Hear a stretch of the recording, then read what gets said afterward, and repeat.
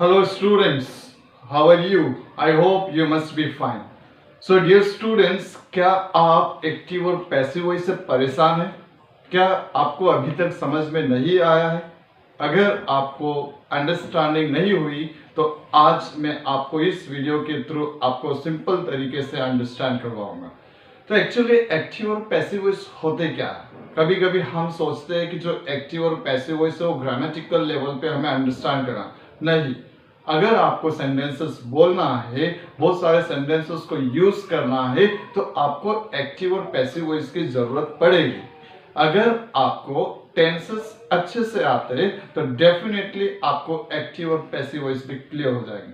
So let us try to understand. आज का ये वीडियो सिर्फ इंट्रोडक्टरी वीडियो से नेक्स्ट वीडियोस में मैं आपको पूरे किस टाइप से बनाया जाता है everything I will explain in details. Okay, so let us begin. Active और पैसिव वॉइस, एक्चुअली ये वॉइस है क्या? सिंपल तरीका है कि व्हाट इज वॉइस। वॉइस क्या है? Voice describes the relations between subject and verb that express the action. तो वॉइस क्या है? एक ऐसी एक्शन जो किसके किसके बीच में है? सब्जेक्ट एंड द वर्ब के बीच में। ओके, जहां एक्शन हो रही है। क्लियर हुआ यहां तक? फिर उसके बाद हम अंडरस्टैंड करते हैं एक्टिव वॉइस। एक्टिव वॉइस क्या होता है? एक्टिव वॉइस में क्या होता है? जो सब्जेक्ट होता है appears to be doing the action. जैसे कोई सा भी सेंटेंस है, उस सेंटेंस में जो सब्जेक्ट होगा वो एक्शन कर रहा होगा। कैसे? ओके, जैसे मान लो मैंने कहा यहाँ पर ही राइट्स अ लेटर। ओके, मैंने यहाँ राइट किया ही राइट्स अ लेटर।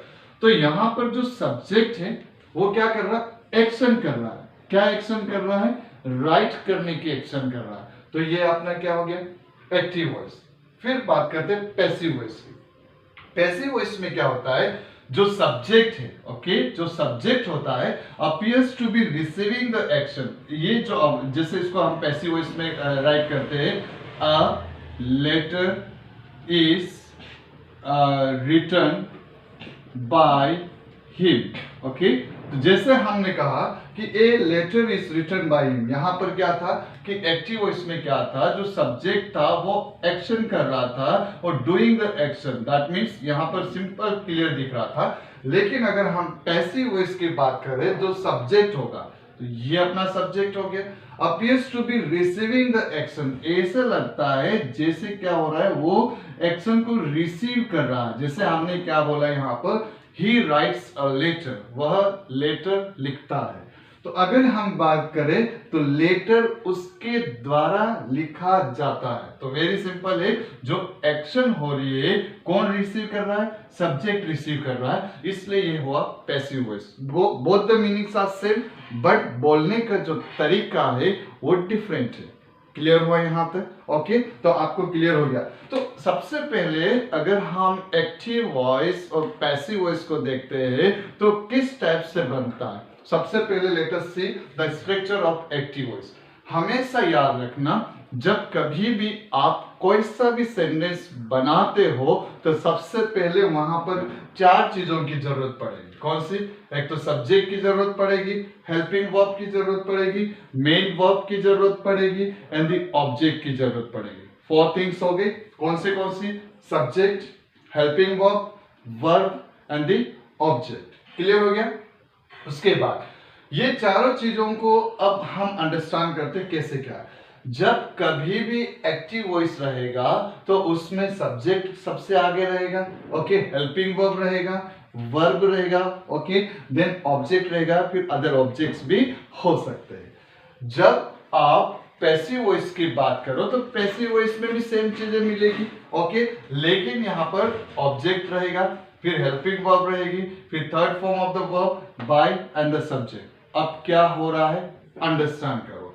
जब कभी भी आप एक्टिव वॉइस के सेंटेंसेस को पैसिव वॉइस में चेंज करते हैं, याद रखना, जब कभी भी आप एक्टिव वॉइस सेंटेंसेस को पैसिव वॉइस में चेंज करोगे तो जो भी आपका एक्टिव वॉइस का ऑब्जेक्ट होगा वह पैसिव वॉइस में पहले आ जाएगा।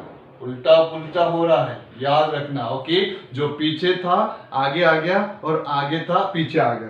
तो वेरी सिंपल है, पहले एक्टिव वॉइस का फॉर्मूला देखो, subject plus helping verb plus verb plus object. Okay, तो नाउ जब पैसिव वॉइस में चेंज करोगे तो ऑब्जेक्ट विल ऑब्जेक्ट क्या बन जाएगा, सब्जेक्ट। तो यहां पर मैं ऑब्जेक्ट ही राइट कर रहा हूं ताकि you can understand in a better way. Okay, तो जो ऑब्जेक्ट था ऑब्जेक्ट राइट कर लिया और लास्ट में चल जाएगा। फिर ऑब्जेक्ट आ गया, जो हेल्पिंग वर्ब रहेगी helping verb same as it is.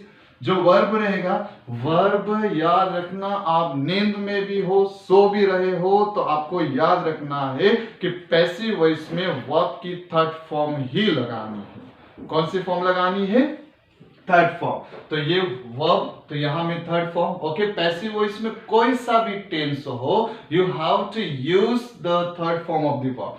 Then जो ऑब्जेक्ट था ये तो यहां आ गया सब्जेक्ट। ओके, तो ये सब्जेक्ट आ गया, या तो नाउन या प्रोनाउन भी हो सकता है। Plus you have to write over here by आया, बाय के बाद सब्जेक्ट और प्रोनाउन। क्लियर हो गया। तो याद रखना एक्टिव और पैसिव वॉइस का क्या है कि जब सब्जेक्ट होगा, subject in the passive voice will become object, helping verb will remain same, जो वर्ब रहेगी वर्ब का थर्ड फॉर्म लगेगा, उसके बाद सब्जेक्ट पैसिव वॉइस में आएगा, जो इधर एक्टिव वॉइस में सब्जेक्ट था पैसिव वॉइस में सब्जेक्ट लास्ट में हो जाएगा, प्लस बाय। ओके, इस टाइप से आपका सेंटेंस बनेगा। Example, okay, structure of active voice, subject मैंने यहां राइट किया है ही, हेल्पिंग वर्ब आया इज, वर्ब मैंने यूज किया कुक। ओके, कुकिंग हो गया since it is present continuous tense. Okay, object मैंने यूज किया the food. As per my rules, okay, तो ऑब्जेक्ट यहां पर आया था रूल्स के बेस पे, तो ये मेरा हो गया ऑब्जेक्ट। ओके, तो मैं ऑब्जेक्ट यहां लिखा द फूड। उसके बाद रूल्स, हेल्पिंग वर्ब सेम है, देखो एक्टिव वॉइस में भी पैसिव वॉइस में भी इज आ गया, तो इज बीइंग हेल्पिंग वर्ब में आ जाएगा, हम यूज करेंगे। ओके, वर्ब कुक यहां पर दिया गया वर्ब की थर्ड फॉर्म, जैसे मैंने आपको बताया, तो third form of the verb cooked. Okay, cooked के बाद बाय आ गया, सब्जेक्ट हमारा यहां ही था तो he will become him, pronoun में जब आएगा तो ही विल बिकम हिम, ये सब मैं अभी आपको बताऊंगा। ओके, तो यहां पर हिम हो गया, तो यहां पर क्या था, he is cooking the food, वह खाना पका रहा है। ओके, तो एक्शन किसके द्वारा हो रही है, एक्टिव वॉइस के देखो आप, तो एक्शन ही, वह एक्शन कर रहा है, क्या एक्शन कर रहा है, फूड कुक करने का। तो एक्शन किसके द्वारा हो रही है, सब्जेक्ट के द्वारा। पैसिव वॉइस में the food is being cooked bye him, okay, उसके द्वारा खाना पकाया जा रहा है। ओके, तो जो एक्शन हो रही है वो किसके द्वारा, सॉरी, जो एक्शन हो रही है वो कौन रिसीव कर रहा है, सब्जेक्ट। दैट मींस जो ऑब्जेक्ट है वो क्या कर रहा है, ऐसे लग रहा है जैसे वो एक्शन रिसीव कर रहा है। यहां तक क्लियर हुआ होगा आपको। ओके, तो एक बात करते हैं, यहां पर आगे अंडरस्टैंड करते हैं। जैसे मान लो कोई सा भी आपको सब्जेक्ट जो आप राइट कर रहे हो, तो सब्जेक्ट को अगर आप पैसिव वॉइस में राइट कर रहे हो तो क्या रहेगा, उसमें चेंजेस आएगा। ओके, जैसे अभी मैंने राइट किया था ही, तो ही का क्या हो जाएगा, हिम। ओके, अगर आप राइट कर रहे हो शी का क्या हो जाएगा, हर।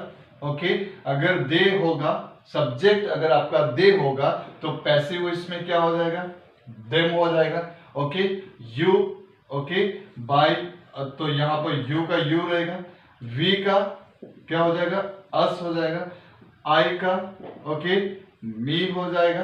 तो इस टाइप से अगर मान लो आपने यहां राइट किया नेम, तो इधर पैसिव वॉइस में भी आप क्या करोगे, नेम, और इसके सबसे आगे पहले आप क्या यूज करोगे, बाय ऐड करोगे। ओके, रिमेंबर दैट जो प्रेजेंट परफेक्ट कंटिन्यूस होता है, present perfect continuous tense, okay, past perfect continuous tense, okay, then future continuous tense, then future perfect continuous tense। ये चार टेंस ऐसे होते हैं जिनको हम पैसिव वॉइस में चेंज नहीं कर सकते। देन याद रखना जब कभी भी आप एक्टिव वॉइस को पैसिव वॉइस में बनाओगे तो उसमें ऑब्जेक्ट होना जरूरी है। जब तक उसमें ऑब्जेक्ट नहीं है तब तक उसको आप पैसिव वॉइस में नहीं चेंज कर सकते हो। अगर आप टेंसेस अच्छे से जानते हो तो डेफिनेटली आप इसको अलग अलग तरीके से पैसिव वॉइस में सेंटेंसेस बना सकते हो। तो डियर स्टूडेंट्स, आपको इतना इंट्रोडक्टरी क्लास में समझ में आया होगा। नेक्स्ट जो मेरा वीडियो आएगा एक्टिव और पैसिव वॉइस का, वह रहेगा सिंपल प्रेजेंट टेंस का। ओके, सिंपल प्रेजेंट टेंस के जो सेंटेंसेस होते हैं उन सेंटेंसेस को पैसिव वॉइस में किस टाइप से चेंज करते हैं उसके बारे में डिटेल्स में आपको मैं समझाऊंगा। And it will be very easy to understand for you and therefore try to understand the concept अगर आप तो डेफिनेटली अगर आप नींद में भी होंगे, सो भी रहे होंगे, तब भी आप इसको करेक्ट तरीके से बोल पाओगे। अगर आपको मेरा वीडियो रियली पसंद आ रहा है तो आप इस वीडियो को लाइक एंड शेयर सब्सक्राइब करना। तो हो सकता है जिसको एक्टिव पैसिव नहीं समझ में आ रहे तो बेटर तरीके से अंडरस्टैंड करें। तब तक के लिए हंसते रहो, मुस्कुराते रहो, बने रहो जीतो अवाया सर की क्लास के साथ। Thank you, have a nice time ahead.